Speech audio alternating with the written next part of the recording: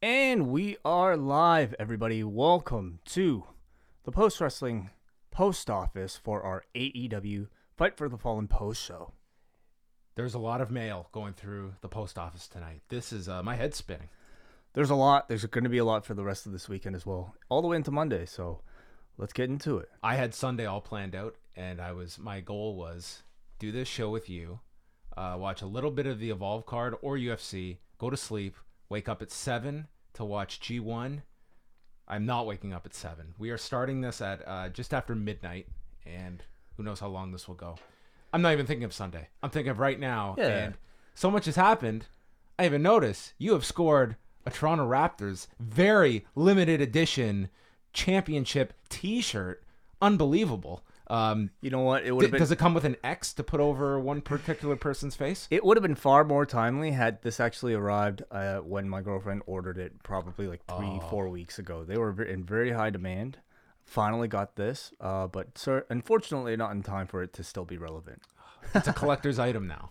Oh yeah, it is. Absolutely. Are these that rare? Are these that sought after? I guess they must be if it took this long to arrive. I've seen a bunch of them, but they're still. It's the hats that are like going like crazy, especially the OVO ones. Yeah, when I was younger and the Blue Jays won the World Series, like that became like this whole game that I wasn't familiar with of trying to get the championship merchandise. And I'll never forget my mom going God knows where in the city and got me this World Series baseball hat that was my favorite hat of all time because I got it within a week of them winning the World Series, and it was like all my friends had gotten this one particular kind, and my mom found me this other one, and I thought it was so cool that I've got one that no one else has.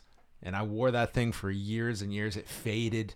Like it was the logo. What color was the hat? It was a white hat with like blue font of the Blue Jays, and the World Series logo was on the side of it. And I wore that hat, forever. I don't know where it is now. You were a little hype beast. Oh, I loved it. Well, congratulations on procuring the shirt. Sure, thank you. So tonight, Wai and I watched Fight for the Fallen. On the other, look at this. We are counter-programming ourselves here at postwrestling.com because as we speak, Braden Harrington and Davey Portman are doing their own review of Evolve 131 / the 10th anniversary, which I prefer Evolve 131 because it's really not the 10th anniversary of Evolve. They have extended it to include Dragon Gate USA. And to me, the 10th anniversary of Evolve is in January, not July.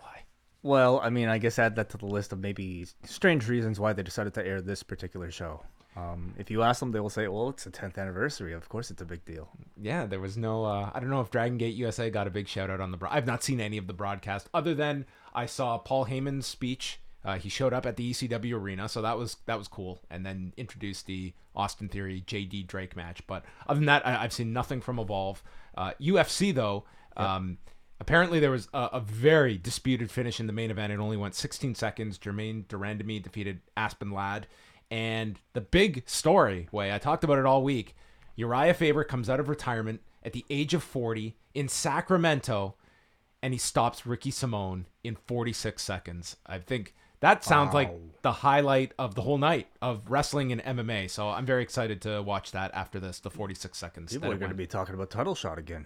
They were talking about title shot. I do not know if that's necessarily the best option, but it's going to be discussed after this. Like, this was as great a coming out of retirement as Uriah Faber could have hoped for. I was not expecting him to win this fight. Yeah. I don't know if I really had any expectations, but okay. But we are going to be focusing on Fight for the Fallen, and thanks to everyone that is tuning in live. If you are a Double, Ice Cap, or Espresso member, well, it's a busy weekend for you because not only do we have the 2 G1 shows out, that's for all Cafe members, but the live shows, we will be live again Sunday night after Extreme Rules. So, a lot coming out this weekend. We will be getting to phone calls at the end of our review, so you'll see your phone number in the description on the YouTube video or in our Patreon post, but do not call in until after the review is done. Yeah, we'll get to your calls afterwards, and as long as you're calling, we will continue to take them. So we go back to the buy-in portion. This was taking place from Daly's Place, adjacent to the Jacksonville Jaguars Stadium. And this was a venue that holds just over 5,000 people, and it looked to be close to full. I think at last check earlier this week, they had about 425 tickets left remaining. So pretty close to full, if not full, by the time the show began. It looked full.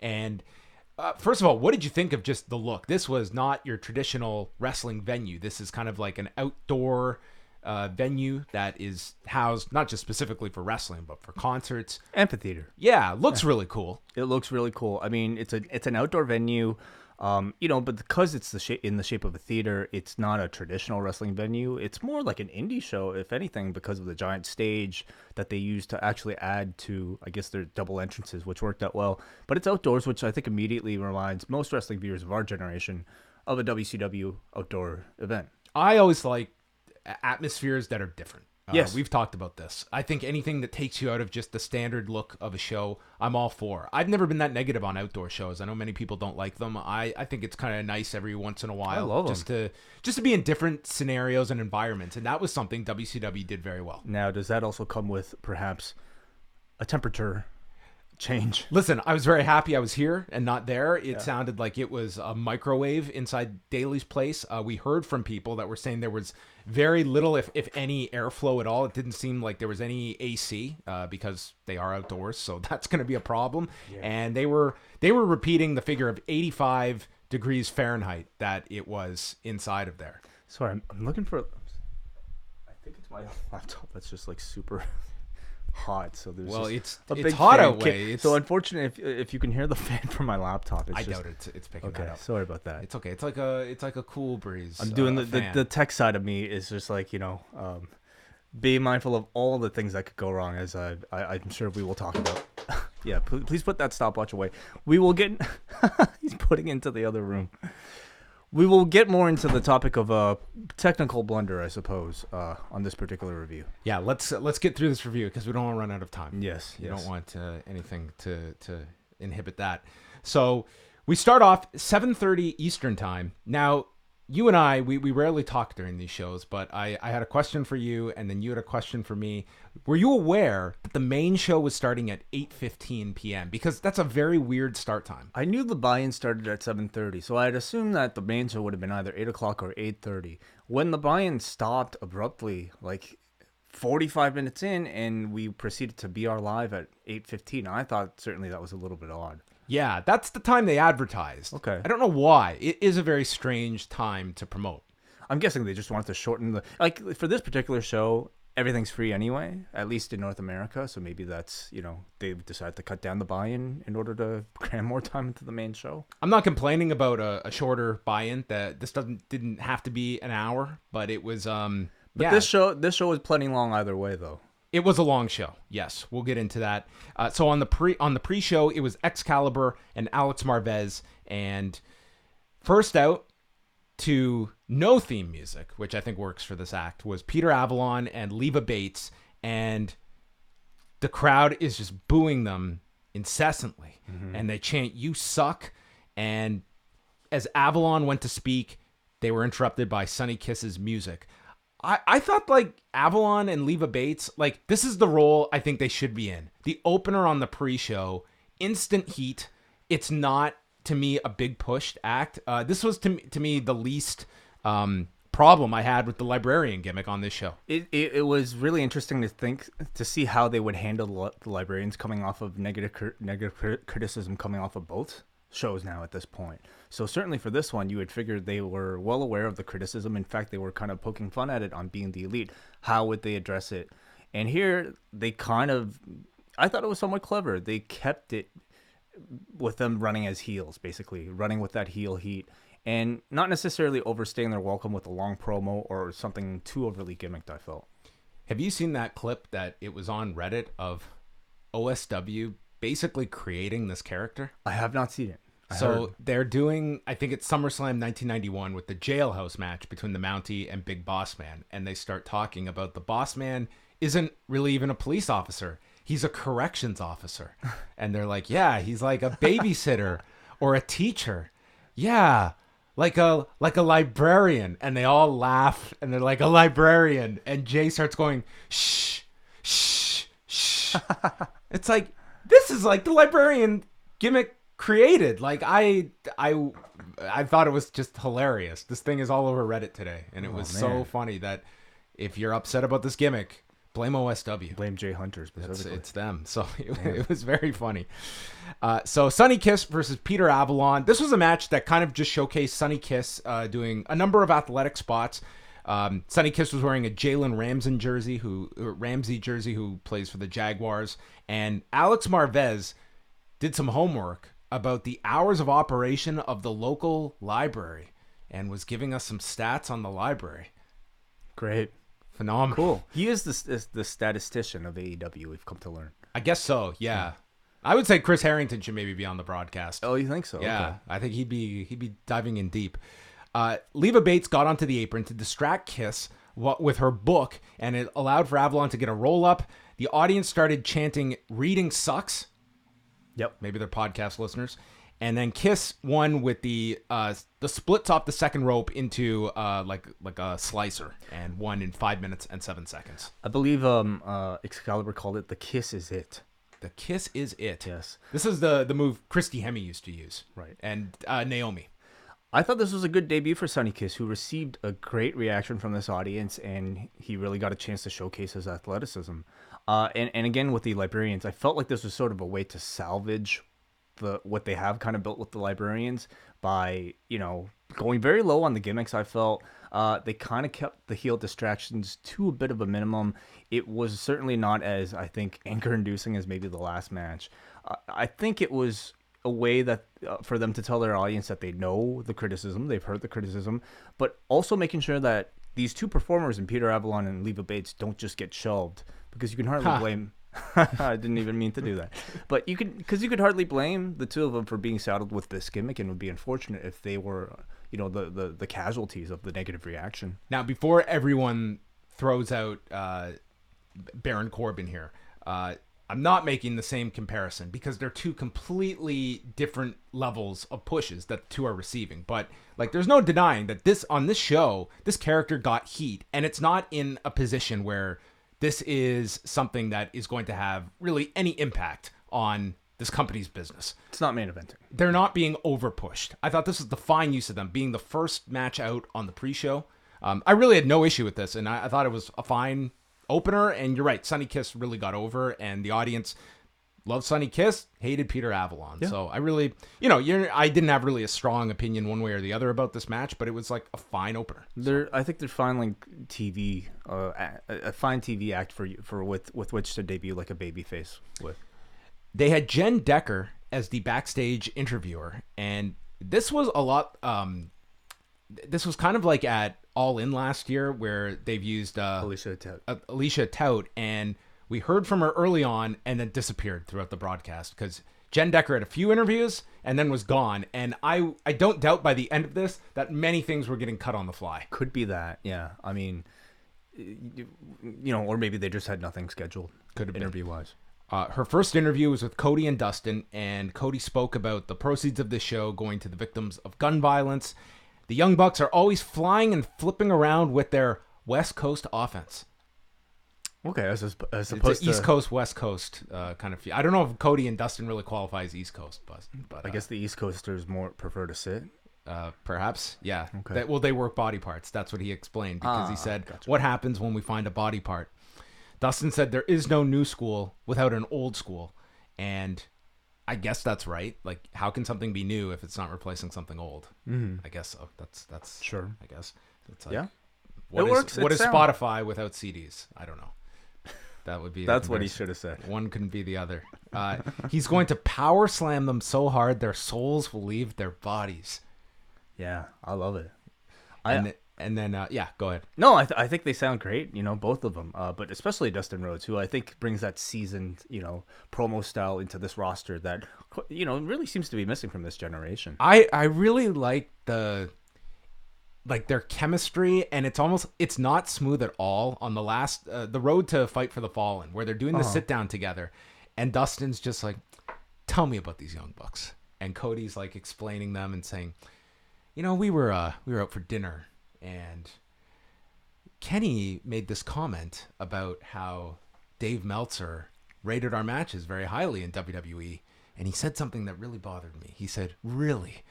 And it was just the way the two played off each other, and probably was like a legitimate comment that they took and worked into the promo. Yeah. And yes, it feels real. Totally and they felt ad-libbed and really well done. Like it really felt like they were going in there and just playing off one another. Cody spoke briefly about Shawn Spears and said it will be equally satisfying beating his friends tonight and proving that they are better, but not really focusing too much on Shawn Spears other than it was brought up to remind people. I'm really curious, with Jen Decker, how they're kind of like structuring these segments. Is it just having her come up with, are they telling her what to ask beforehand? Are they just kind of treating this as if they're live interviews? How would this differ from how a WWE would produce something like this? Yeah, probably a lot looser. That would be my assumption. Second and final match on the pre-show was Dr. Britt Baker and Riho versus B. Priestley and Shoko Nakajima, who is the Princess of Princess champion for Tokyo Joshi Pro, while B. Priestley came out with the World of Stardom title. And I think that's interesting because we've seen the precedent with Jon Moxley of promotional titles they will not acknowledge. And while I'm not surprised Tokyo Joshi Pro would be represented, Stardom has a working relationship with Ring of Honor, and they were not shy about showcasing her title here. So I think in AEW, the fact that they've shown that there are some titles they will not recognize, it's worth noting the ones that they will. Exactly. Yeah, I think it's kind of telling. No mention of Jon Moxley in the G1 or really any of his ventures outside. He was mentioned very sparingly, just that he wasn't here tonight, and the win at Double or Nothing that they brought up, or his run in at Double or Nothing, and then the win at Fyter Fest. Early on, there was this hiccup where Dr. Britt Baker went to the wrong corner for the tag, and the audience immediately just jumped on her for it, and the announcers had to acknowledge it as well. Really unfortunate. Yes, it seemed like the first half of this, to me, especially Nakajima and Riho seemed to have their timing off. And it just seemed that the combination of being in a tag match with partners they're probably not as familiar with, and also I was thinking about this ring looked gigantic. Like this was, whether it was 18 by 18 or 20 by 20, it's probably a way bigger ring than these women are typically used to. I thought by the end, Riho and Nakajima seemed to have a better flow, and this might have been better had it just been a singles match that wouldn't have been as complicated, but there were definitely a lot of issues in this match. I totally agree. I thought something was off, not just between Riho and Nakajima, but I think with Britt Baker in there as well. Yeah, to me, B. Priestley was the one that kind of kept things moving. I thought she was the one I was most impressed with, actually. Yes. Priestley hit Riho with this head kick that prompted Baker to come in and hit a sling blade. When Priestley and Baker were finally tagged in, the audience got into that, and then Riho ran to her in the corner. And Priestley tried to send her over the top, but struggled getting her up. And Nakajima then landed a dive onto the floor. And the final kind of minute or two, it was Riho and Nakajima, with Riho getting a series of near falls, including a Northern Light suplex, and then Nakajima with a double foot stomp that both kicked out from. Nakajima then missed a senton from the top. Riho then ran out of the corner, but was caught with a Hurricane Rana that Nakajima hooked the legs, getting the pinfall. 15 minutes and 38 seconds. So there was some good stuff by the end of it, but certainly this was not a flawless match by any stretch. No, not at all. I thought it turned into a pretty good match, but in the early going, much of it felt off. And I'd like to know if something might have been off with Britt Baker, but I feel like part of the issue though isn't just the in-ring, but the fact that they've been introducing so many new faces without the proper setup to introduce them to the audience with. We've kind of seen what works with this crew, and look at the reaction to somebody like Luchasaurus and Jungle Boy that we'll talk about later, and look at the reaction that Brandi got, and somebody like Britt Baker here. But then they keep introducing people like Riho and Shoko Nakajima, who really you just have to rely on the wrestling itself in order to really try to gain any type of emotion for. And unfortunately, in cases like this where the match is not that good, it simply wasn't enough.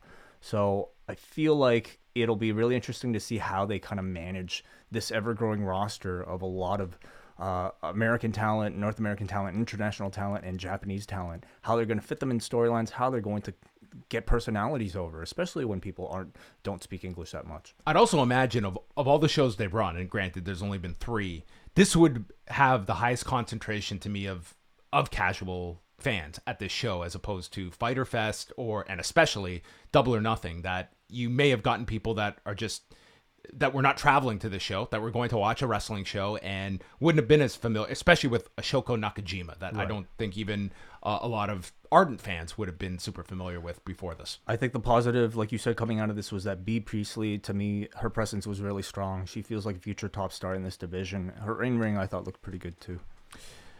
Then Jim Ross was introduced at the end of the pre-show, and they quickly went over several of the matches coming up, and we go into the main show. There was also, I should mention, a pull-apart afterwards with Priestley and Baker, and then Decker interviewed Kip Sabian.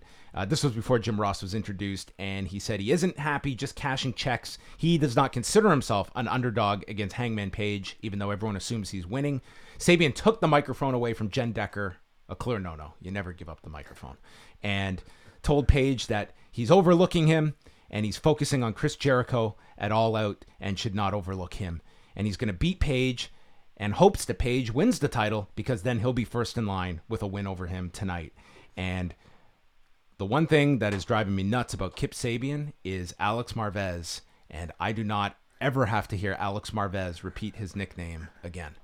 I don't know if I have to hear Kip Sabian repeat his nickname again because super bad. I don't think it's really good. There's one like at the beginning of this interview, he awkwardly asked Jen Decker to repeat his name, like in that way, and she wouldn't do it. Yeah, which told me like this is definitely a looser feel. Yes, definitely, and presentation. But I don't know. It's my second time hearing Kip Sabian speak on an AEW program, and I think he's just trying a little bit too hard to stand out here. To me, he almost has like more of a Sammy Guevara douchey vibe to him, if I have to be honest. I don't know about pushing him like this as a babyface. Man, that you do not want to be in Way's Sammy Guevara category. Look, he's run with it. He's I think Guevara really works for him well. Jim Ross is brought out at the close. Marvez introduced him as the Dean of Professional Wrestling, Gordon Soley's nickname, and then they sent us into the main show. How did you feel about this buy-in? Way better than the Fyter Fest one. It just in terms of it's not like the matches were blow away great or anything like that, but I thought that this was kind of more just a tease for the show and also very quick paced. They had 45 minutes. When you were watching this, they almost could have used those extra 15 because this was kind of crammed into 45 minutes, it felt like. Right. I would say I think the fact that, there was very little to, I would say, complain about that was offensive on this buy-in. It was already better than the other ones. I also, though, wouldn't necessarily say that there was that much worth watching from this buy-in either. I feel like, though, I don't know if it's because these are simply free shows that they don't feel the need to do this, but I think these pre-shows are kind of missing that element of, like, showing hype videos for the main event, it's telling you what's really to come beyond, I think, just having your backstage interview. Yeah, this felt like it was to me 80% wrestling, and you want to be selling people on the big matches and the stories and looking at as people that are sampling this that may be potential buyers of your show. I kind of look at the buy-in as, or at least what it should be, is a place where you kind of gather all the promotional materials that have been spread out across all your YouTube channels for the past month. This is what happened on BTE. This is what happened on the Nightmare Family channel. And then you just, get caught up. Get all 85 channels and pull out the best of, and there you go. So into the main show we go. So Jim Ross is brought in. Do you want to talk about the commentary throughout the show, or do you want to talk about some of it now?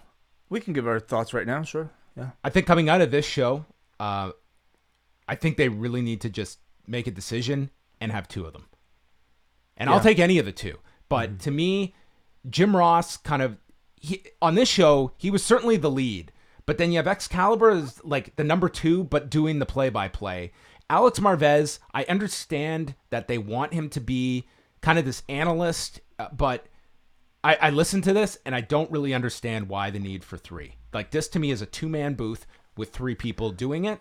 And to me, Ross and Excalibur, I don't really understand the differentiation between the two. Right. Excalibur to me should be the guy leading. Yeah, I mean, I think in terms of play-by-play, he certainly is the lead. On the broadcast, in terms of knowledge, I would consider him very much the lead. He's just not necessarily the guy steering the ship. That's Jim Ross. Well, that's the lead role then, is the guy who's the quarterback. And that's where it's very confusing what this setup is. Clearly, like, Jim Ross is there because he brings a great deal of star power to the team. And therefore, I think his presence is necessary in that way.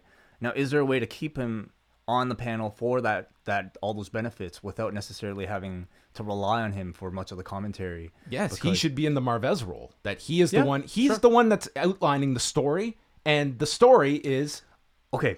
I don't know about that either, though, because I don't know how much of the story he really has been able to lay out, other than for the main event, which I thought he was actually quite good in with Dustin and Cody. But a lot of these other matches, I have to say, like, me watching Jim Ross right now, it almost just feels like he's learning about these people for the first time as he's watching them on screen. And I know for a fact he's probably called some other matches previously, but I just don't necessarily get the sense that, I'm sure he's doing the research, but maybe he's not retaining the information. I don't know, but it just comes across like he's still wildly unfamiliar with a lot of this talent. Well, it just seems to me it's too crowded a booth for me. I think it's too many voices, and I don't really like. I think the gold standard of 3-man booths is Kevin Kelly, Rocky Romero, and Chris Charlton, right now, and they each one's exact role, and it's very clear, and each one has their role. On this, it just seems like it's all over the place. All three, Charlton, Rocky, and Kelly, I think they're all excellent too. I think you have one excellent commentator on this team in Excalibur. Yeah. So the first match was MJF, Shawn Spears, and Sammy Guevara versus Jimmy Havoc, Darby Allin, and Joey Janela. I think it's worth noting Shawn Spears comes out to a theme song from Josiah Williams. Oh, did he? Yeah. Who does a theme song for his Twitch channel with Tyler Breeze anyway. He also has a shirt that reads The Chairman. The Chairman, yes. No longer La Parka. He has taken... And it also read at the bottom, Perfection, which maybe he's also stealing from Sean Stasiak as Perfection. Though it wasn't spelled like that. I didn't realize he's also a Sean. Yeah. So he comes out with his new shirt and had Justin Roberts introduce him as the Chairman. Janela received a very big reaction coming out, as did Darby Allin. Yeah, it's amazing how much those two gained from one show, because like this reaction coming off of Fyter Fest, they already felt like major stars, and maybe for Janela for some other reasons as well. Okay, biggest blunder on this show was the amazing coincidence that you could have done this, where at the last show, Joey Janela should have kept the Blink-182 drumsticks that that John Moxley. Sure. At the end. He should have saved those and come out with them. Yeah. And he should have had his own What's My Age Again or some ripoff. That would have been great. That was alluded to, although the other individual was not. Well, we can just bring it up now. So they had Janela and Enzo had this confrontation. Might be too strong of a description of what they had at this Blink-182 concert. So Excalibur mentioned Janela having an altercation with the biggest scum of the earth, and that's how he was identified. Yeah. Although I have to say, in that situation, I don't know if Enzo was the scummy person in that whole conflict. Yeah, well, you can watch the video and see, and it's kind of the most bizarre thing. And yes, a T-shirt came out of it. Of course, T-shirts always gotta make some everything. money. Janela threw Guevara into the corner with this. Before we even get on, I want to mention, like, I was throughout this whole entrance, I was looking for them to give a reason why MJF was teaming with Shawn Spears. They never gave it. Wasn't followed up on Nightmare Family or BTE or anything like that. I think the simplest answer I guess they had in commentary was that this was put together by The Office. I was kind of disappointed that they did not play up more, and there was another match on this show that I felt was totally disconnected from the Road to videos. You really didn't have an explanation, and I also found it kind of jarring to remember who was on whose team, because this just felt like 6 random guys, and there was no affiliation between either team. Right, yeah. Well, I mean, this is just kind of these opening, tag team matches. But I think it means that they have yet to really establish heel and babyface dynamics for a lot of these characters. They did try to isolate Shawn Spears, like this man on his own island, and this match was designed to kind of focus on Shawn Spears. Yes. So Spears and Allin were tagged in. Everyone's chanting for Allin. So Spears, instead of engaging with Allin, just tags out and bails to the floor. MJF missed Jimmy Havoc and speared Spears in the corner. And that was the closest they got to any kind of issue between MJF and Shawn Spears. Allen then came in, hit Guevara with a jumping diamond dust, but the cover got broken up. Guevara then missed a shooting star off the apron onto Janela and landed on his feet and hit a super kick. Janela then stopped Guevara on the top turnbuckle, landing a Death Valley driver onto the edge of the apron. And then the end saw Spears hit Allen with the previously named tiebreaker, followed by another Death Valley driver with Darby Allin having his ribs all taped up from the time limit with Cody. And Shawn Spears pins Darby Allin, so doing what Cody could not do at Fyter Fest, pinning Darby Allin at 13 minutes and 14 seconds. What'd you think of the match? I thought it was a pretty good match where I feel like Darby Allin and Joey Janela really stood out. I thought actually Jimmy Havoc had some pretty good segments here as well. They pushed it. He had the match won, and his teammates kind of got because the other two are envious. kind of made already. Yeah. But Jimmy Havoc is kind of still is waiting for that singles match. But say what you will about that chair shot. I think Shawn Spears in the follow up here came across like a major heel. I thought he did very well. I like him as a heel. I think he kind of postures and carries himself in almost that kind of very slow Randy Orton type of way, which I think is a perfect way to rebrand him. I feel like he's very far from what that Perfect 10 guy was, and I think that's a very good thing. I really hated him being in a comedy segment on Being the Elite this week. They were doing it was either this week or the last week where they were just doing the thing with the referee backstage or ringside, and I don't want him to do any comedy from this point on. He should be a super heel on the level of somebody like a Randy Orton, and I think there's that potential. Baby faces look good. I hated the lack of explanation for MJF and Spears. I feel like they, for what came out of a really bloody, serious scene, I think just having a little glance and a middle finger to me wasn't enough. Kind of took away the edge from what I thought was a really serious program. I was expecting a lot more angles to set up stuff for All Out on this show. This is their last show before the end of the summer. Well, because we got the ladder match set up, but beyond that, I think they're going to leave it all to Being the Elite and their Road to shows to set it up. But I thought coming out of this show, they were going to set up Spears and Cody with some big angle on this show, and Cody getting some measure of revenge or trying to. They've got more than a month.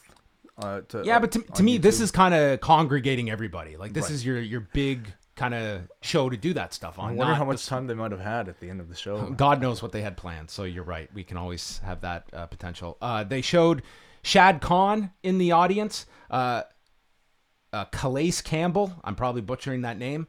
Private Party we're showing, and then Alex Jabali. Oh, I thought you were going to mention the lawyers. Oh God, the Farrah and Farrah were showing in the crowd. Yeah. Yes, having a great time. Yeah, I guess. Farrah and Farrah. Alex. Alex Jabali is shown seating there, seated, and Atlas Security comes over and they kick him out. And this is the first time I think I enjoyed anything involving Alex Jabali. Yeah, I guess clearly playing off of the negative reaction to the Fyter Fest as well. I guess he had a seat because he was one of the people who donated. He did. He donated quite a lot of money for the fund at the end. Then we aired the video package for the Allie Brandi Rhodes match, which honestly, yes, the big focus was the Bucks against Cody and Dustin, but this might have been, to me, the most impressive build-up because on paper, this match meant nothing when it was announced, and through their promos, I thought they made this one of the more intriguing matches on the whole show. Yeah. Brandy's interview was phenomenal, and then I really enjoyed Allie's this week. Not heelish, but it was subtly. The idea that, when I've had the same anxieties you have, but the difference is I've always stepped up. So seeing the video, how did you think that the match was going to play out? Not like this. To me, it was totally divorced from the videos. Brandi was a Okay, let's get into the match. Let's get into the match. So Brandi and Allie shake hands, but then Awesome Kong's music plays, and she comes out and is in Brandi's corner as her muscle. And so the idea that was supposed to be conveyed was that this was all a ruse from Brandi. She hasn't turned babyface. In fact, she probably didn't make that stuff up, but she did it to make She played Allie, on everyone's emotions, yes. And she had her backup plan. She was never going to be... She was just completely using everybody. So this was supposed to be the swerve, but I'm not sure how well that was effectively communicated. It was not. Not just to the audience at home, but to the live audience, Like, I feel like a lot of people didn't necessarily know that Kong was there to back Brandi. They just thought, oh, Kong's here watching. This is where I think having her talk on a microphone before and saying something like actually talking about to conduct the swerve and introduce Awesome Kong, I think that would have really helped clarify things. But I think the way this carried out was they're shaking hands, Awesome Kong comes out, and all of a sudden Brandi's wrestling like a heel. Yeah, and that was the match here. And I think you didn't explain that well enough, that if you were going to do that story. Yeah. So Allie got into Kong's face on the floor and got caught with a drop kick through the ropes from Brandi. The two traded forearms. Brandi got frustrated as she was going for the cover, and Allie would kick out. Allie hit the best super kick ever and a Death Valley driver. There were a lot of Death Valley drivers on this show. Mm-hmm. Allie went for the cover. Kong then put Brandi, her leg under the rope to break up the cover. Allie then went for a dragon sleeper, and Paul Turner got distracted by Kong on the floor as Brandi started tapping out. And then with Turner's back turned, Brandi gouged Allie's eyes, hit the bionic shoulder tackle, and pinned Allie in 10 minutes and 17 seconds. I thought this went long. I thought this was very disjointed from the story that was built up, and they did not do a very good job of conveying what the swerve was supposed to be. Yeah. And I didn't think it helped. I think, to me, it was somewhat reminiscent of when Buff Bagwell broke his neck, and he came back and he cut the most unbelievable babyface interview in the wheelchair, and then it was all a ruse for a heel turn. And to me, it was, when you're going to do that super emotional babyface interview and it's all just a swerve, you kind of, to me, I think sometimes the swerve better be pretty damn good. It better be really great and not just kind of you groan at it. And I groaned at this, and I thought this was a letdown. And this was something I was very into the story going into this, and didn't feel it really lived up to it. I think it's really easy I don't want to say really easy, but I think it's easier to be a heel and to get over as a heel. But for somebody to get over as a babyface is really difficult, and she managed to do that. So I felt like it was almost a gift that they had. And instead I'm guessing this was always the plan, to pair Brandi with Awesome Kong, and they decided to just pivot back to what they had, despite, the very good segment from Brandi. To me, the better story would have been no Kong and Brandi coming into this, and she's going to do this on her own and push herself, and then she gets the opening. The referee maybe something, and she takes the opportunity and she cheats or something, and it's as though she takes the shortcut at the end. You still get the story you want out of it, but to me, I think you could have based the whole match around this and built to it at the end instead of doing the swerve right at the beginning.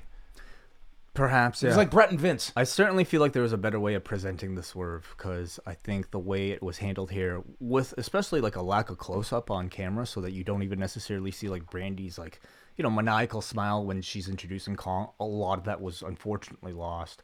So, the match too, I think it went long for what they needed to. It was over 10 minutes. I'll say I definitely feel like Brandi has shown improvement in ring in that time, and they mentioned she hasn't had a match since, I think it was last November that she had her last match. It's been a long time. And I think Allie is excellent at showing aggression. I think she's very talented, but I thought the match ultimately, because of the story that they attached to it, just kind of turned into a bit of a generic heel bodyguard type of match. The finish was a little bit screwed up because of the delayed reaction from Allie before Brandi charged up for that bionic spear. So unfortunately, this, I felt like, ultimately didn't come across that well. Up next was the three-way tag Dark Order, Evil Uno and Stu Grayson versus Angelico and Jack Evans. Did we mention Aja Kong? Oh, we skipped over that. Yeah. So after the match, Kong was about to attack Allie when Aja Kong came out, and the audience got way more into this face-off between both Kongs than they did the match. Well, I mean, I guess that's the reason why they needed to have Awesome Kong out there, right? To set up this match for all out, presumably. I guess they're setting it up for that. Aja helped Allie to the back, which did beg the question, where were you 5 minutes ago when I could have really used you? Catering, maybe. Perhaps. I don't know. I think this is it's a cool match to do. I think it's great. At All Out. Yeah. Yeah. It's a match that really doesn't rely too much on story. It's just like they have two, like, they have a great reputation, both of them, as legends. So, yeah. And they both have Kong in their name, of course. Well, that's it. I mean, that's what they're fighting for. Yeah. The rights to the name Kong. Dark Order, Angelico and Jack Evans, Jungle Boy, and Luchasaurus. Former WWE and TNA referee Mike Posey was the referee here. So it's like another official that they've added. And the winners of this will face the Best Friends at All Out, and the winners of that match get the bye. Yeah, so this was the other half of that. Yes. Unless there are more teams to come. They said that these winners, well, there's no other shows, so I don't think they can do any more qualifiers. So I think it's just going to be a tag match at All Out. So I guess the concept is you have to win this match so that you can go to All In to win that first round match, so that you don't have to win the first round match at a later time. So well, the next match you get the win and you're in the second round. Right. Yeah. Now, how is that a benefit at all? It's pretty much like an unofficial first round match that's not part of the brackets. Exactly. Unless it's that the tournament is taking place in one night or something. And to give you a bye, it means you don't have to. It doesn't sound like it is. It sounds like it's going to be built up over television. I don't think they're going to do it all in one night or something like that. Okay. So, Dark Order came out with the Creepers. That's what they're called now, the Creepers, yes. No? Not a fan. I don't like them. I'm not a fan either. I feel like it's really campy for me. It's just generic. Like it's generic, like, Halloween Undertaker type of 80s type of stuff, which I don't even think would have worked in the 80s. I much prefer these two as just like this is where they finally to me stood out, was just doing a match. Yeah, and I think they're especially with their style. I much prefer them as baby faces, like doing the video game thing. I feel like that's way better than what this is. They've also added Marco Stunt to the group with Jungle Boy and Luchasaurus. So you found someone that actually looks younger than Jungle Boy. Yes. So Evil Uno started off biting Angelico's ear, and then they got the heat on Jungle Boy for a long time. I thought Stu Grayson looked great. Both members of Dark Order I thought stood out, but to me, Stu Grayson, I was very impressed just watching him in here. And I mean, this guy's been great. But this team has been great for years, but I thought Grayson really got to stand out in this match. Jungle Boy was really great in the role as babyface in peril for the long period of time. When he tagged Luchasaurus, that guy has gotten incredibly over. Oh my God. This audience loved this guy. Yeah, I would say both of them, but especially Luchasaurus here. He's got like breakout potential. Completely. Both of them do, really. It certainly helps that he's so tall anyway, but I think standing next to a sea of people that are far shorter than him, he really stands out. But not only that, I attribute much of this reaction to being the elite, where it's all being the elite. In a few simple segments, I think they've been able to exhibit character, and they've gotten really over to the point where this whole audience recognized and started cheering for him.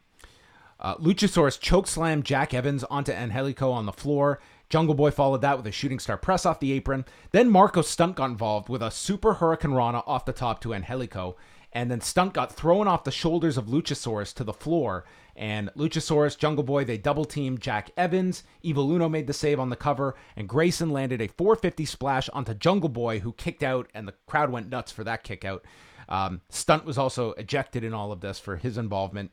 Dark Order then hit their finish, the fatality, onto Jungle Boy, where Evil Uno lifted him up for a gory special, and then Grayson leaped off the top into a Diamond Dust and pinned him at 15 minutes and 8 seconds. I thought this was the best match on the show up till this point, by a pretty wide margin. And to me, Dark Order, they've had some non-memorable appearances so far, and this was a win for them. It was their first match. Yeah, but I thought they really look good in this. And I think everyone kind of, I won't say everyone, but I think Jungle Boy, Luchasaurus, and Dark Order in particular, those were the two teams that stood out. Evans and Heligo got some shine as well, but more so the other two teams really stood out for me. Yeah, I certainly feel like Luchasaurus, coming out of this, in particular with a lot of the double team spots he and Jungle Boy executed, were the things that I'm assuming will be most jiffed on this coming out of this show. I feel like Dark Order, there's just something up with that gimmick that I think is still holding them back. Yeah, I really don't like the Creepers. I think that it looks really campy. Yeah. It was a good, I would say, kind of spotty type of match, that really works well for earlier on in the show. I feel, though, maybe one too many kickouts of those finishers that I felt kind of diminished the power of some of those finishers. After that, it was Hangman Page versus Kip Sabian. Super bad. No, please don't do that. Page is still selling the effects of his knee injury, which they brought up, but they did not name Pac. So I don't even remember who did that to him. it was Pac on the show before Double or Nothing. Yeah, that was a long time in ago. England. Well, it was 2 months ago. Sabian hit the suicide dive, and then he's leaning over the guardrail, and this fan is yelling in his face. This is that guy who always goes to all those NXT shows, the bald fan with glasses. Okay, I didn't recognize this guy, and Sabian just turned and kissed him. Yeah.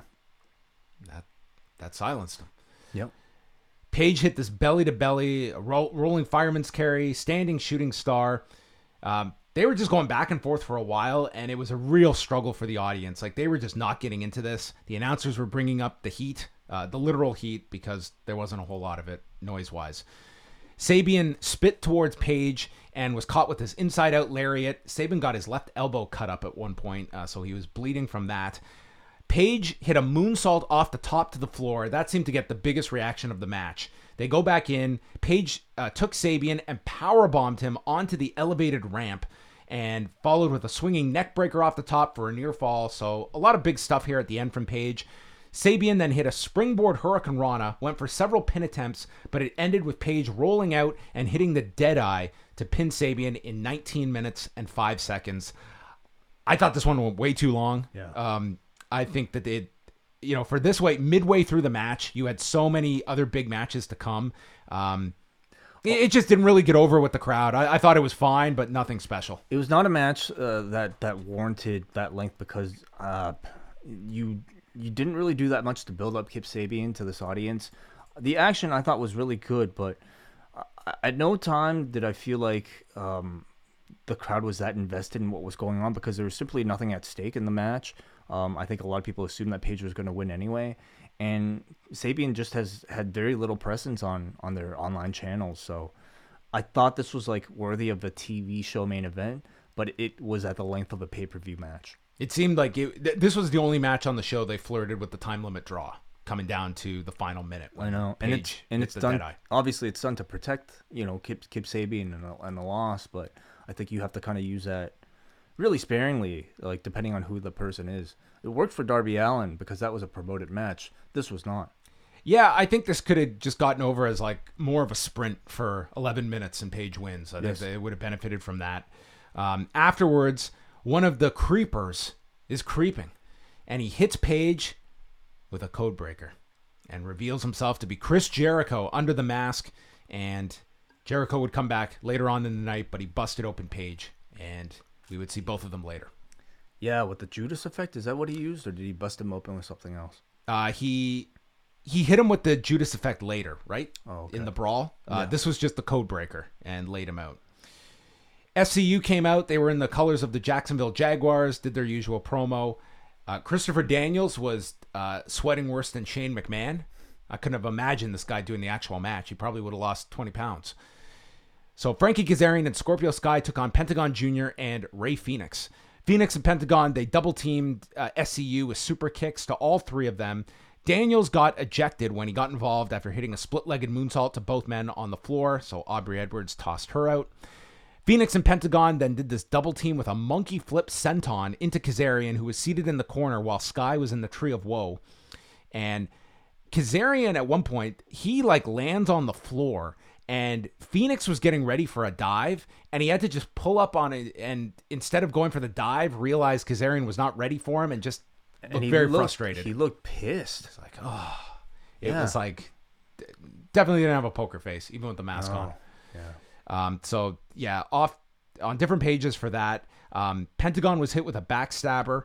Phoenix hit a rolling double cutter onto both Sky and Kazarian, and then Sky came back with his own cutter onto Pentagon. This just seemed like a lot of a tennis match of just back and forth of we'll do our sequence of moves, you do your sequence of moves, and some of it was spectacular, but Sky then pressed Kazarian off the apron into a top rope DDT onto Phoenix, and this is when Jim Ross started to note how many DDTs were being executed and not resulting in anything. It's like, how many of these can you take? And Fenix hit a stomp onto Kazarian on the edge. Pentagon hit a destroyer onto Scorpio Sky. He kicked out of that, and then Fenix and Pentagon hit the package pile driver, double foot stomp combination, and Pentagon pinned Scorpio Sky. 15 minutes and 4 seconds. Pretty good match. I'm not going to say great match, though. No, I don't think so. I thought it was good. Maybe, actually, my favorite match of the night up until this point. The Lucha Brothers, I think, are just absolutely incredible in a singles or a tag team setting. I thought SCU looked really good as well. And I would say they seem to be kind of settling into these roles as like solid veterans, either to have to open the show or to put over your upcoming teams. I feel like there was a lot of like blatant interference here with Daniels in the middle that I think the audience or the referee just, I guess they're running with New Japan rules in AEW. Is this considered the playoffs in AEW where they get more latitude? Maybe. Or the preseason, perhaps. That's New Japan's excuse. Yeah. No, the preseason. It didn't affect my enjoyment of the match, though. It was a fun match. Some people would have this solid. as the best one up until this point. I think it's close with the tag that preceded it. But it was solid, but I think you could tell from our reaction that it was not necessarily a match that you need to go out of your way to see. No, I think if for a Pentagon Phoenix match, I don't think it was must see. Afterwards, Daniels returned, and we got to see the Golden Ladder. The Golden Ladder. The Golden Ladder. Yes. The All Elite Ladder. And they fought off Daniels. Phoenix and Pentagon climbed the ladder, called themselves the best tag team on the planet. Phoenix later called themselves the best tag team in the planet. Inside the planet. Core, okay. Which is kind of accurate. We're inside the atmosphere. Yeah. It sounds correct. And they challenged the Young Bucks to a ladder match at All Out in Chicago. They didn't mention the AAA tag titles, but Excalibur did, and that's what everyone assumes the titles will be hung up, so they'll battle for the tag titles. Cool. I absolutely love that they let Pentagon cut promos in Spanish rather than have him, struggle with like overly rehearsed lines in English. This was simple. You got a great sense of personality from both of them here. I really liked all this. Yeah, great setup, and I think everyone was really stoked for this match. Yep. It's going to have a high bar to exceed. This will have to end the feud, though. Like, they've wrestled each other a whole lot this year. Oh, I think this is the end of the feud. Yeah, I think it has to be. I think you have to put on Paige and Jericho last at All Out for the title, but if it was any other show, I would say this would close it. Yeah. It's looking to be a really strong card. It's going to be really strong with Omega, Moxley as well. So, the card's coming together. Kenny Omega versus CIMA. The beginning of this, it sounded like a really great story where they're explaining that Kenny Omega is looking for that elusive victory in All Elite Wrestling. He is winless in his own company. And that sounds interesting, except that he just won 2 weeks ago. And then Jim Ross did clarify he has yet to win a singles match. So yes, everyone, he's going into this 0-1. Yeah. That's our story for the match. It was a story for the Darby Allin match against Cody too. On show number 3, it's probably there's a lot of people going. It's a little too early to do win and lose. It was like a strange setup at the beginning of this. Alex Marvez noted that the Greek words on CIMA's armbands are the names of his wife and daughter. Yeah, that's an interesting stat. CIMA hit the perfect driver, and Omega kicked out, and he was having problems with his nose that they were attributing to the injury he sustained at Double or Nothing. So I don't know if he was selling this or really having problems with his nose, but he was like grabbing it. Omega hit the V trigger, one of many in this match, and then tried for the Dragon Suplex off the top. Yeah. Must have maybe he had some nostalgia to the first Okada match this past week. CIMA turned that into a sunset bomb, and then CIMA missed with the Meteora. And, dude, CIMA, he packed a number of Meteoras on the plane ride over because he had many to deliver in this match. It was a Meteora shower. Oh, I like it. They go to the floor. There was a lot of stuff in this match that might have made everyone nervous. To me, the scariest thing was when Omega lost his footing and slipped on the mat, and I thought this guy might have torn his ACL, but he was fine.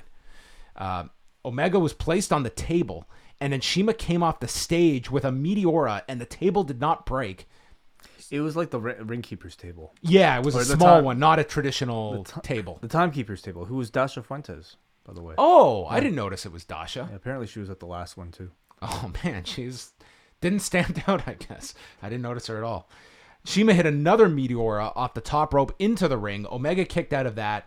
Then he tries for another. So Omega caught him in midair. And that was impressive to catch the Meteora as he was standing, as CIMA came off the top. Very impressive. He hit him with a Snapdragon and a V-trigger. Omega hit another V-trigger, tried for his first one-winged angel. It was blocked. CIMA hit Schwinn on the edge of the apron, which I was glad Excalibur was there to call it. Dude, Excalibur was so awesome in this match. He's been the highlight, I feel. Like, I think CIMA just needs to have Excalibur call every one of his matches. I never noticed them say anything specific, so this did not have a 20-minute time limit. This had a 30-minute time limit. Yes. Did they announce that? I think at the beginning they did. Okay, because I didn't catch it. They go past the 20-minute mark. CIMA goes down to a knee from exhaustion, and he's leveled with a V-trigger and a Tiger Driver 98 for a big near fall. CIMA then cradled him up with his legs and got this awesome near fall. That was all the difference in Omega kicking out just with less than a second to spare. And Omega got up, another V-trigger, finally hit the one-winged angel, and got the win at 22 minutes and 33 seconds. I thought this was my match of the night. It was mine too. By the end of it, it was good. It was, it was very much like your Kenny Omega big stage singles performance matches with a lot of stiff striking, a number of V triggers, a number of near falls, and it was Kenny playing more of the heel in the match, which I thought was the right call, going up here against the veteran CIMA. It didn't have the atmosphere, I would say, of his more memorable performances, but let's also remember this is a free show. It's kind of hard to complain about this quality of match. I will say, after all that work on the knee, though, followed by like a million Meteoras, I kind of found that a little bit unrealistic. But nonetheless, CIMA did ultimately like crumble on his knee in the end. So at least it played into the finish. Yeah, I kind of like that. Just out of nowhere, kind of goes down, and it's all built up. But I can understand. There were too many Meteoras in this match. I'll give you that. So yeah, this would be the match I would recommend above everything else on the show. Chris Jericho returned because they had promoted a live microphone for Chris Jericho to say what was on his mind. Wouldn't this have been a nice place to do the check presentation? I guess you need Cody and the Bucks out there for it, but anyway. I guess so. Yeah, it could have gone in many other places. So he points out the blood of Hangman Page on his hands. That it's been like an hour. Well, this was like a pink marker that had been drawn. Like this did not look like blood. Not like dried blood from like the. It didn't look like it looked pink, unless it was like just the cameras not being properly white balanced or something. Like this did not look like blood. I don't know. Anyway, he then went on to insult Jacksonville by calling it Jerksonville. Or Jackoffville, and then called it the White Trash Riviera. And he took credit for all the success of AEW, including the deal with TNT that he mentioned starts in October. And then went over and put over Hangman Page as one of the best prospects he has seen. He said if he wins at All Out, then it's just another victory in his illustrious career. But if he loses, it's the beginning of the end for AEW and his career. He must beat Page and prove that he's a little bitch. And then Page stormed the ring to attack Jericho, and the officials got involved. Jerry Lynn was out, QT Marshall, the Muscle Peter Avalon was out there as well, Joey Janela. How interesting that the guy who starts fights was trying to break them up. He had a real come to Jesus moment this week. And so they're out there to separate them. Page's eye is busted open and bleeding. By the end of this, I thought this was a fine pull apart to build up the match, and I liked the promo, putting over Page, and this match is very important to Jericho. I liked it. Yeah, it was nice and simple. We've seen like kind of Jericho use this tactic pretty often. They just decided to condense both the, dressing up as somebody else and unmasking to reveal the attack and the promo on the same show, which I thought was smart. This was your main event. I hope to see more story being told with this particular match in the form of some excellent promos, hopefully, from these two in the month to come. And then it was time for the main event. 60-minute time limit. Yeah. Which I think had a lot of people concerned because at this point, this had been a long show. Yes. The Young Bucks versus Cody and Dustin.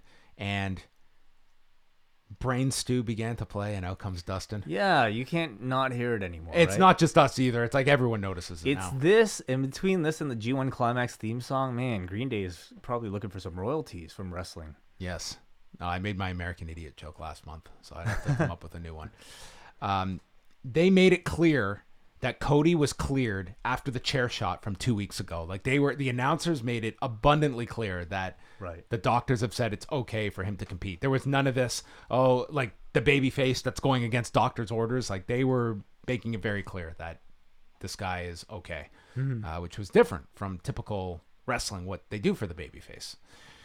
The Young Bucks sent Cody and Dustin to the floor, and then they hugged each other to mock the brothers.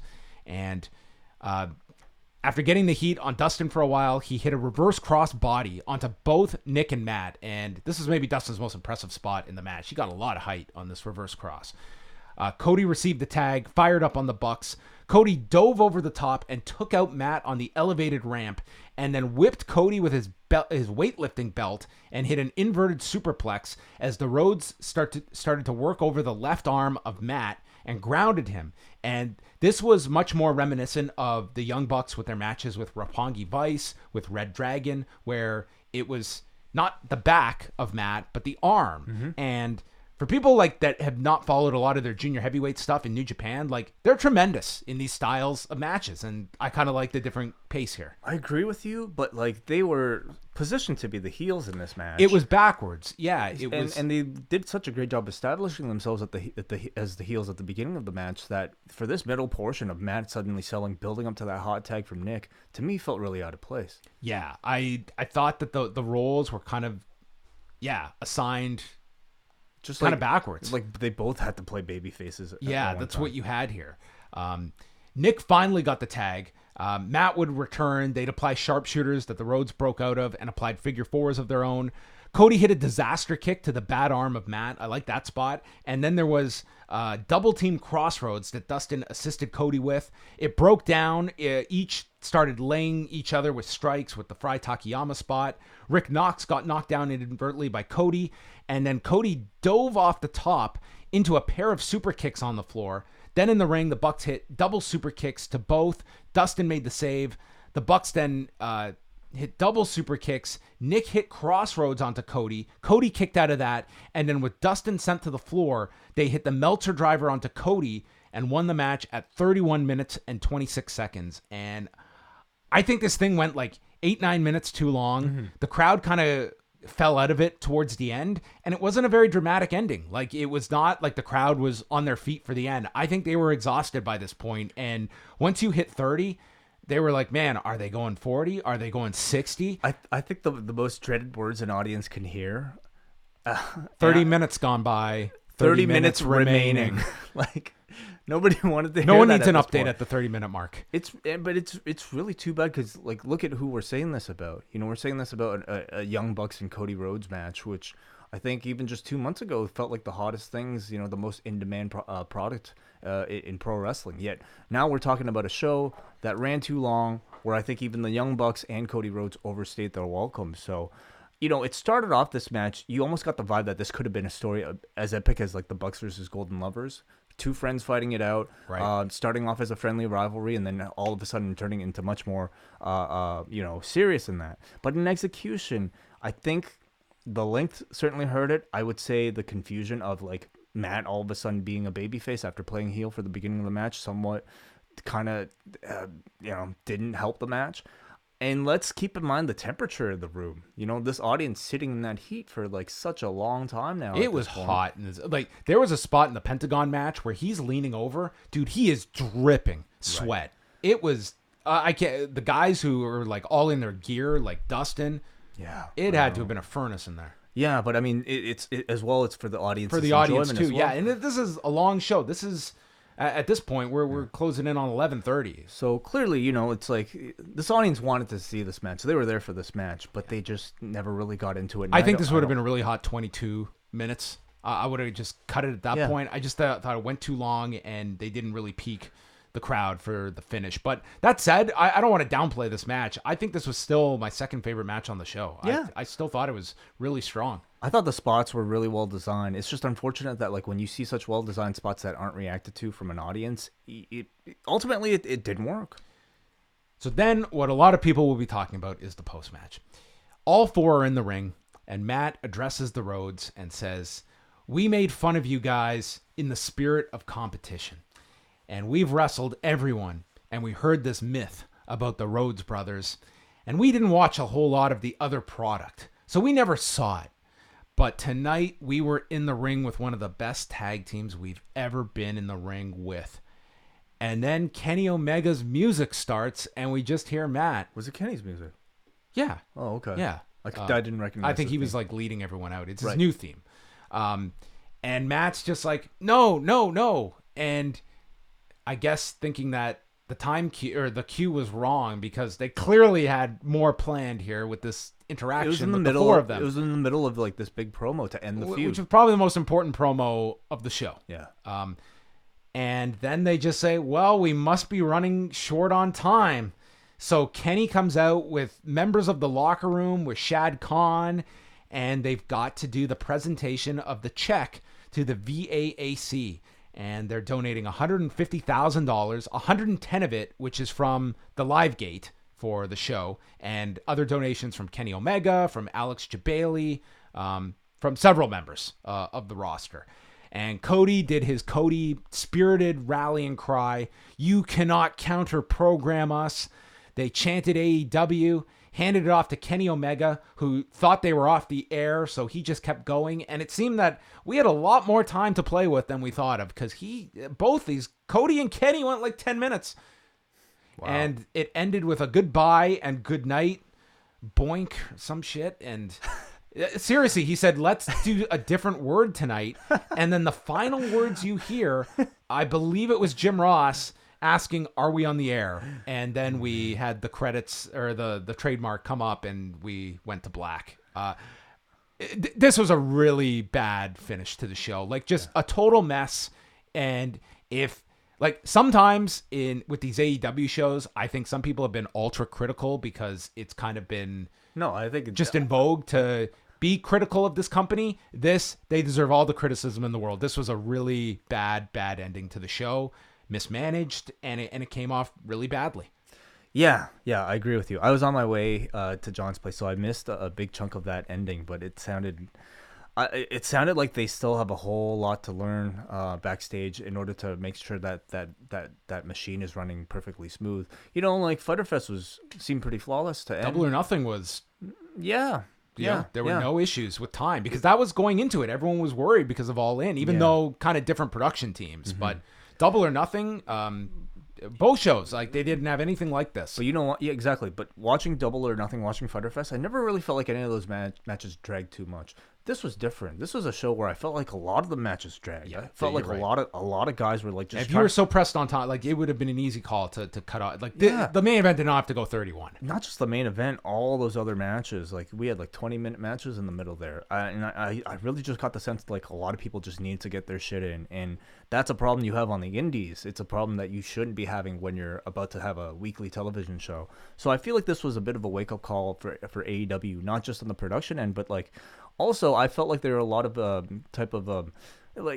some negatives were that I think a lot of people still aren't necessarily familiar with much of this roster. They haven't really spent the time on their various channels to get people like a Shoko Nakajima over. And overall, I feel like this was probably the weakest of the three AEW shows so far. I agree with you.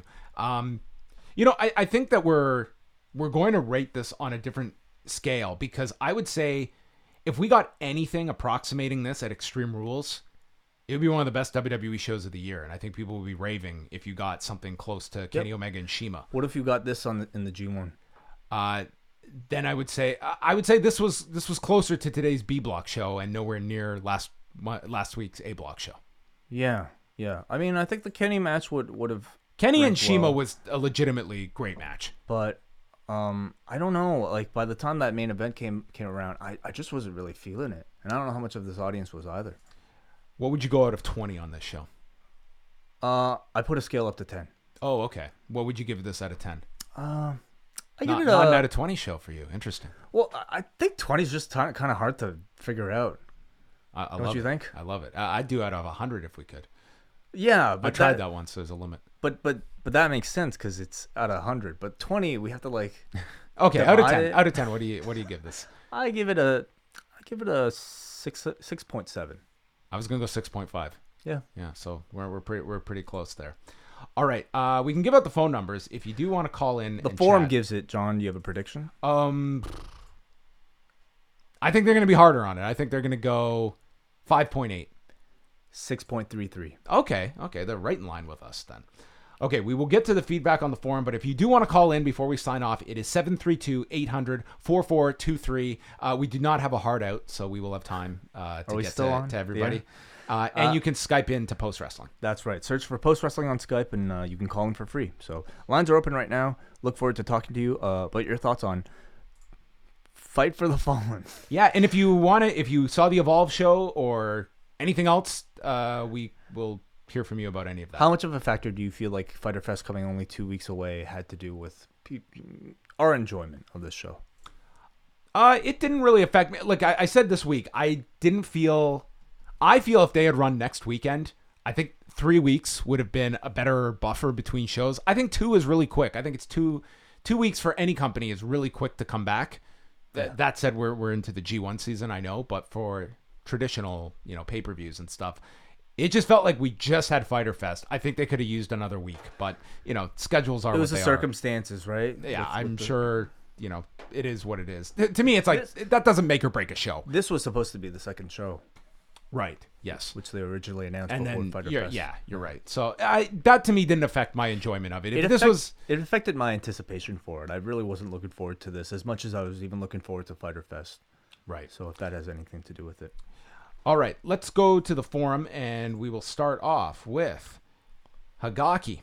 Pre-show still seems to be the weak spot. Great show overall. Maybe one match too long for my liking. The biggest thing I like so far in AEW is the commentary not treating us like fools. Little things like acknowledging that a referee is being loose with calling a match or telling us why the crowd is cheering for something outside the ring / off TV. Dustin is having a great end cap to his career in AEW. We go to our first caller who's on the line.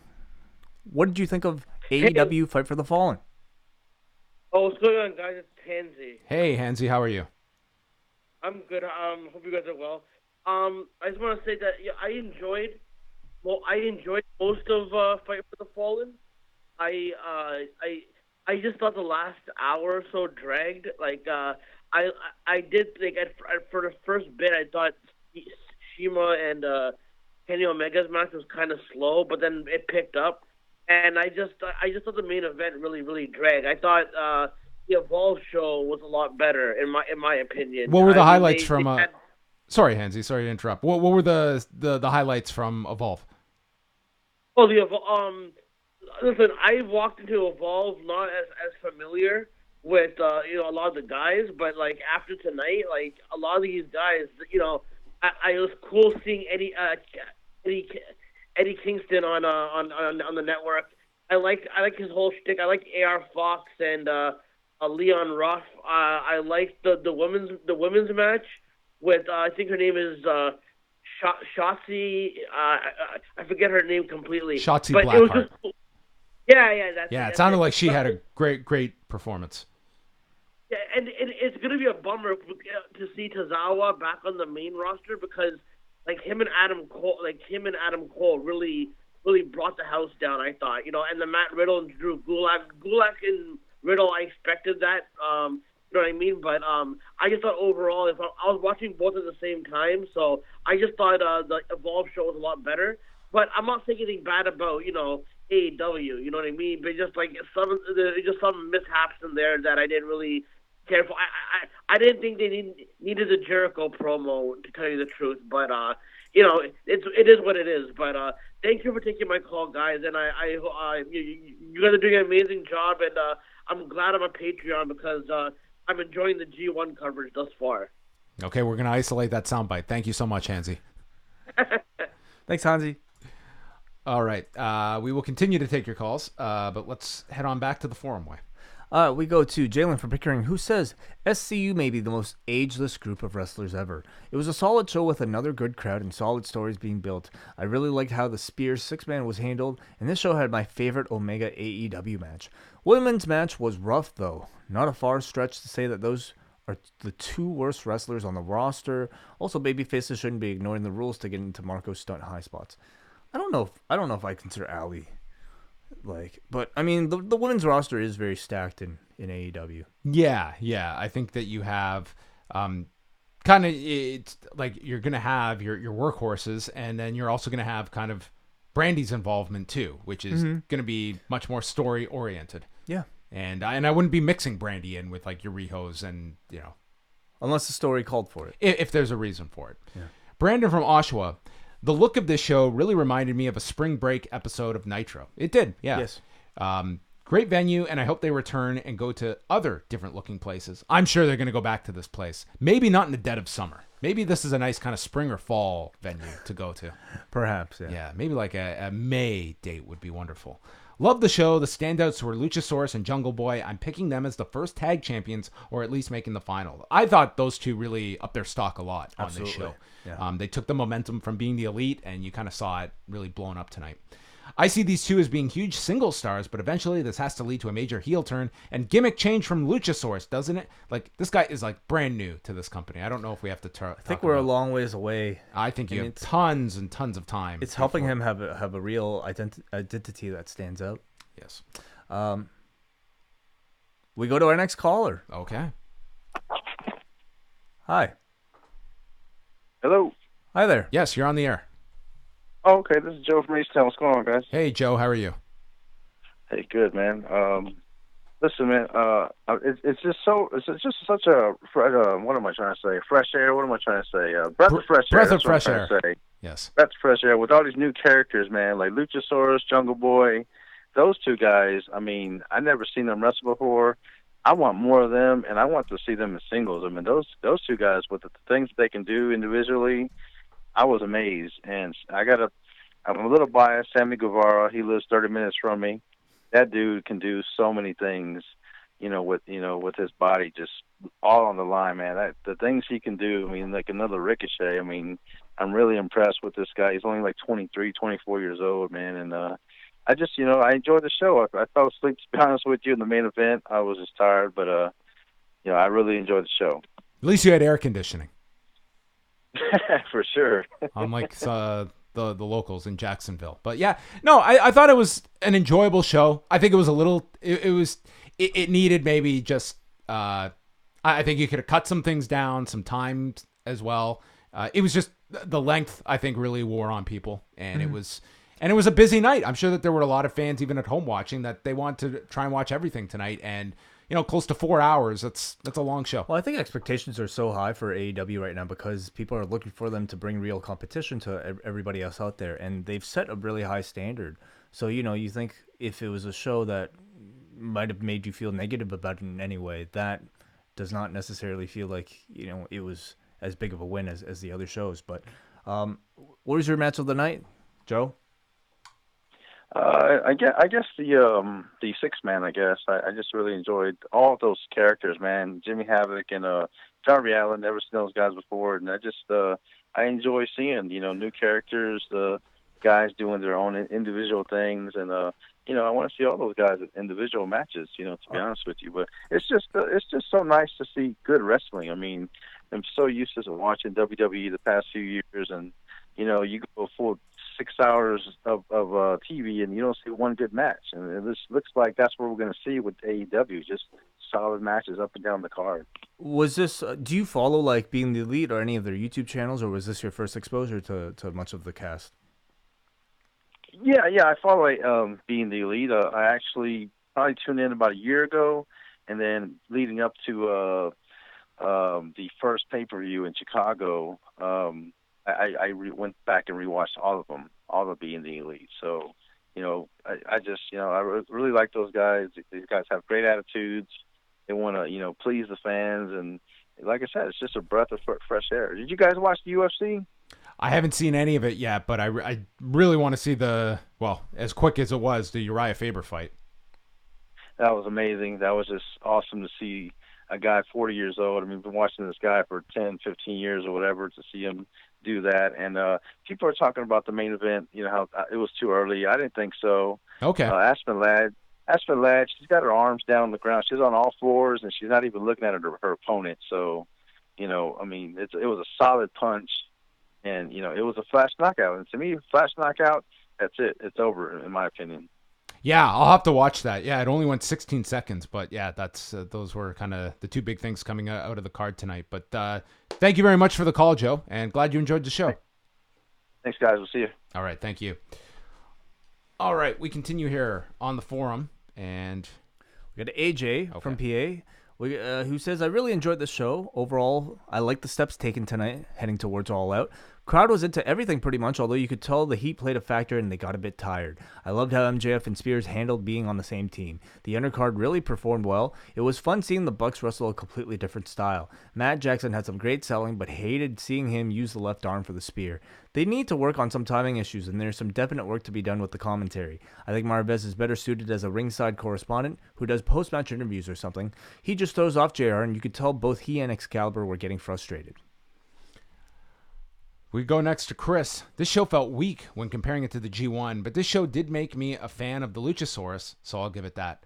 I had a real problem with guys working over body parts and then not selling it later. Kenny was working on Shima's knee the whole match, and the guy landed on both of his knees no less than 5 times and seemed perfectly fine. Lastly, I've never hated the Fight Forever chant more than when it was used tonight. It's 85 degrees, folks. JR and Excalibur are very hot. Let these guys get a drink of water and go home. It's really hot here too. I know, dude. Isn't it? I'm really hot. Is it? I guess I guess there's no AC on. I don't know if it's on, to be honest. Okay, it's appropriate that we're doing this review. We're suffering like those at Daly's place did. All right, finally we got a Nikita from Meadow Lake, Saskatchewan, who says the 6-man match made me notice how great Sammy Guevara is, and his diving sequence was spectacular. The 3-way tag match, Lucha Brothers, and Kenny versus Shima were probably the standouts for me, but the rest of the show felt pretty lukewarm. As somebody who just got into wrestling last year, I don't like JR's commentary. It feels dated. Excalibur is perfect for AEW. All right, that's all the feedback. So thank you, everybody, for sending it in. As you look at this, they've got one more show on the schedule before the television launch. Is this something where, these shows, like, they're unofficial, like, exhibitions for them to kind of work out all of these issues? How do you feel about this company going onto weekly television in 3 months' time? In many ways, I think having the structure of TV will really help them, like, be a lot more regimented with regards to making sure all these matches have kind of hard outs and people don't really go overboard with putting a lot of things into their matches. So I think the issue will be handled before they go onto TV. My bigger question is, what's it going to look like? How are they going to tell stories between people? If I think from what we've seen so far, it's clear that they have a pretty great formula with the Nightmare Family Road 2 episodes. That style of storytelling with those types of promos seem to really do well with its audience. So I'd like to see a lot more of that, but we have a lot of questions. How's BTE and that tone of humor going to fit into the mix? Are guys going to get overexposed? Like, they have the benefit now that it's like these shows feel special because they're not doing shows every week. And that's just the reality of it, that, to do this television deal. And hopefully at the end of all of this, there's a great television contract for them, but that's the nature of the beast. Inevitably, that luster is going to wear off, when you do weekly TV, and we'll start looking at it a lot more like Raw. But I think this was like a good experience to show that, like, I don't think this company is perfect. I think they're far from perfect, and I think in the face of criticism, how will this company react? Will they change things for the future, or not? Before we get out of here, just a few news items. Of course, we do have the Extreme Rules show coming up on Sunday night. There are 10 matches currently announced. Believe that they will be adding another match with Kevin Owens and Dolph Ziggler. That's expected to be added to the show, which would bring it to 11. And also, a news item from today was Jeff Hardy being arrested for public intoxication and impairment. This was in Myrtle Beach, South Carolina. He was arrested by the Myrtle Beach Police Department, and he was let out on bond, which was under $200. And Mike Johnson had a follow-up here. I believe it essentially sounds like he'll pay this fine, and as long as he doesn't contest it, won't have to appear in court or anything. I mean, this on its own, I don't think it's a huge deal, but the fact it's Jeff Hardy, that's the concerning part, that this is a guy that did have the arrest last March, and, you know, it's certainly not a good thing whenever you're arrested, even if on its own, this is a pretty minor deal. But the fact it's Jeff Hardy, I think that's where people are concerned. Last time, I mean, we really saw no ramifications. WWE put out the statement today. Jeff Hardy is responsible for his personal actions. And that's WWE's kind of established this. It's like when their performers get arrested for stuff like this, they're kind of hands off. It's like that's their issue. I would like to believe that they're checking in with Jeff, making sure that this isn't maybe a sign of, you know, a bigger issue. And if it's not, maybe hopefully it's not. You know? All right. So Wai and I are going to be back on Sunday night following Extreme Rules. We're actually going to be back Sunday afternoon. That's right. We're going to be back before Extreme Rules because the there's a G1 show. The G1 starts in an hour. In an hour. Yeah. Are you staying over? I'm going to turn on the AC. Oh, yeah, of course. Yeah. Watch the UFC. We'll watch some Evolve. And then we'll stick around for Raw. You realize that this is going to become the norm on weekends. Yes. Like, as we get into the fall, like, this is going to become normal. On weekends, you're right. Yeah, because of double the pay-per-view. Yeah. It's going to be a crazy, crazy life. But that is it for us. So, yes, Cafe members will be back on Sunday afternoon and then Sunday night following Extreme Rules. By the time you're listening to this, you can go over to the Up Next feed, download the Evolve post show with Braden and Davey, and I believe we'll be throwing that onto the main feed sometime on Sunday as well. So people will have multiple opportunities to listen to Braden and Davey's review. And then we will have, what else am I not thinking of? We've got our G1 coverage, like you mentioned, postwrestlingcafe.com, which is our Patreon. If you enjoy a lot of our free content, consider signing up with our Patreon. $6 a month gets you a bunch of bonus content, including all of our G1 reviews. And also, for patrons this month, we are doing a 20% off sale at store.postwrestling.com. So 20% off for all patrons as well.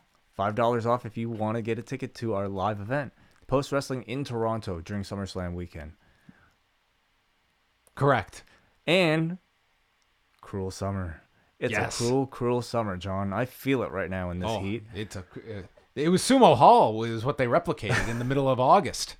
And WH Park reviews every G1 Climax final throughout its entire history. He's I would say he's at the halfway mark right now. He's at close to it. He's at 2004. 14 It's dropping on Sunday, so 14. He's got 14 to go. So he's pretty much at the halfway mark. So this particular episode features, if you give me 1 second, this is Joey Bay. Joey Bay, yes, Joey Bay talking about Hiroshi Tanahashi taking on Hiroshi Tenzan, a very young Hiroshi Tanahashi. We're into the Tanahashi, the beginnings of what would be, one of the most important figures of the last 15 years. It's a really wonderful way to get caught up in New Japan Pro Wrestling history. And on all of these podcast posts, WH has included the link to watch the match itself on New Japan World. So if you're looking for more G1 coverage, if you're looking for more wrestling to watch, or if you just simply want to hear people talk about wrestling that are very educated about the subject, I recommend Cruel Summer. My ultimate compliment. I always talk about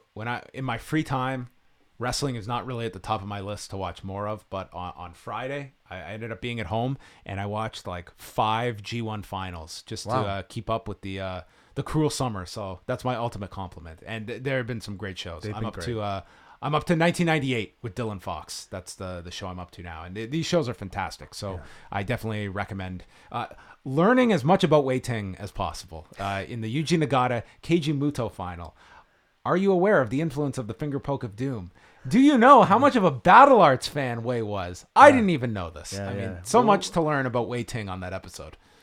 And so much to learn about John Pollock as well. Episode 1, and I believe probably another episode to come. Yes, where I was definitely insulted that I was considered not an NSYNC knockoff, but rather a Crazy Town knockoff. I don't know. So anyway. Dude, you had the chain, you had the